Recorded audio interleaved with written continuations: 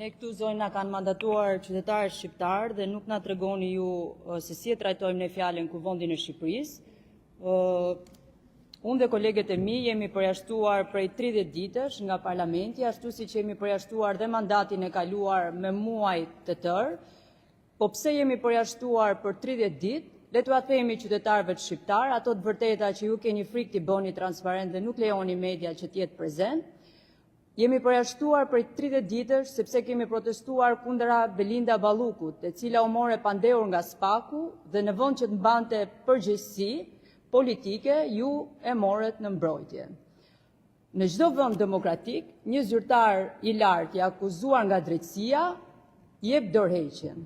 Pse u përjashtuam 30 ditë nga një band hajdudër si ju? Sepse denoncuam krimin organizuar, korrupsionin galopant dhe një sistem të ndërtuar mbi grabitjen e pasurisë publike.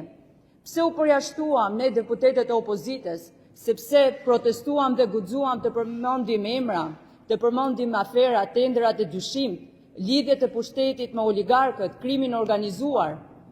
Po sot në Parlamentin e Shqipërisë mjafton të përmendesh Ramën dhe Belinda Ballukun, menjëherë të ndërpritet fjala dhe ti përjashtohesh sipas oreksit tuaj.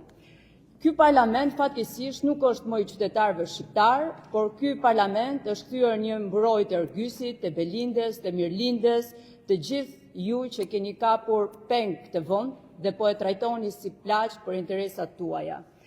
Në fakt, përjashtimi ynë nga parlamenti, siç e thanë dhe kolegët, nga një band hajdudër si ju, është një medalje për secilin prej nesh, sepse është medalje për çdo që refuzon të hesht, është medalje për çdo që nuk pranon të bëhet bashkëpunëtor me korrupsionin, me krimin dhe vazhdon të qëndrojë përballë jush dhe të luftoj për një Shqipëri të lirë dhe demokratike. Ne do të vazhdojmë të denoncojmë si brenda dhe jashtë parlamentit dhe nuk do të na ndalin dot urdhrat tuaja politik.